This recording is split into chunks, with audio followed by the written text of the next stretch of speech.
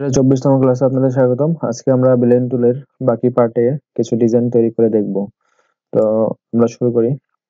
সুপ্রিয় দর্শক, Adobe ইলাস্ট্রেটরের blend টুলের সুপ্রিয় দর্শক অ্যাডোবি ইলাস্ট্রেটরের 24তম ক্লাসে আপনাদেরকে স্বাগতম। আজকে আমরা দেখব ব্লেন্ড টুলের বিস্তারিত কিছু ডিজাইন। তো চলুন শুরু করি। আমরা এখান থেকে ইলিপস নিয়ে নিচ্ছি। ইলিপস দিয়ে একটা ওভাল শেপ তৈরি করে নেব। নেওয়ার পরে এখানে আমি স্ট্রোকটাকে কমিয়ে দেই। স্ট্রোকটাকে 0.75 করে দিলাম। এখান থেকে এটার কালারটা রেড করে দিচ্ছি। রেড করে দেওয়ার পর আমরা এখান থেকে একটা রোটেট টুল নিব। রোটেট টুল নিয়ে এখানে ক্লিক করে এটা কপি করে নিব। অল্টার চেপে ধরে এটা কপি করে নিলাম। কন্ট্রোল ডি চেপে সমস্তটার ভিতরে ছেড়ে দিব। তো এখন আমাদের এখানে মিলছে না, তো সেক্ষেত্রে আমাদের মিলানোর জন্য আমরা যে রোটেট টুলের ক্লাস ছিল আমরা সেটা দেখে নিতে পারি। মিলানোর জন্য যেটা করতে পারি, এখানে ওভাল শেপ তৈরি করলাম। তৈরি করার পর এখানে রোটেটে ক্লিক করব। এখানে ক্লিক করে অল্টার চেপে ধরে ক্লিক করলাম। ক্লিক করে এখানে 360 ডিভাইডেড বাই আমি এখানে 10 করে দিই। 10 করে দিয়ে কপি করে দিব। Control D, control D. তো এরপরে আমরা যেটা করব, এটাকে সিলেক্ট থাকা অবস্থায় আমরা কন্ট্রোল অল্টার বি চাপবো। চাপার পর এখানে আমি এটাকে ঘুরিয়ে দেব। তো এখন আমরা এটাকে এন্টার চাপবো। এন্টার চেপে এটাকে ঘুরিয়ে দেব। ভার্টিক্যালে আমরা কপি করে দিই। কপি করে এখানে আমাদের এই দুইটা একসাথে করে নিয়ে আসি।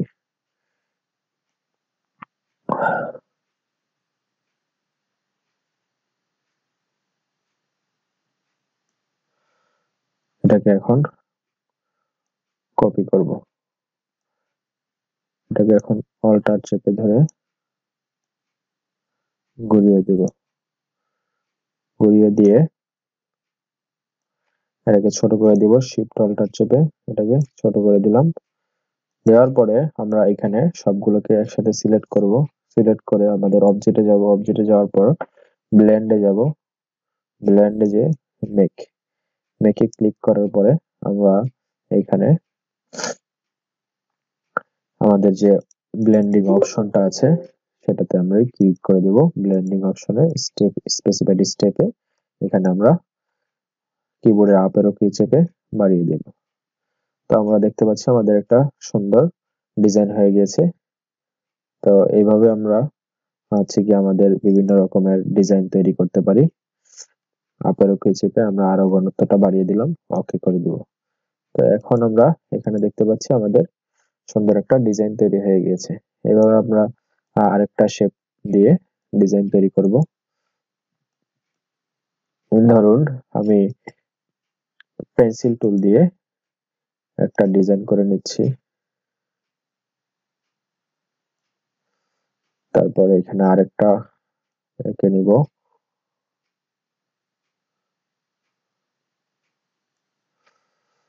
এখন এই দুইটাকে সিলেক্ট করব।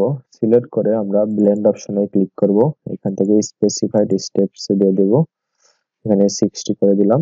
ওকে, ওকে করে দিয়ে এখানে ব্লেন্ড অপশনে এটাতে ক্লিক করব, উপরেরটাতে নিচেরটাতে ক্লিক করব। তাহলে আমরা দেখতে পাচ্ছি এখানে আমাদের একটা সুন্দর ব্যাকগ্রাউন্ড তৈরি হয়ে গেছে। আমি যদি চাই এখানে একটা বক্স তৈরি করে নিতে, রেক্টেঙ্গেল টুল দিয়ে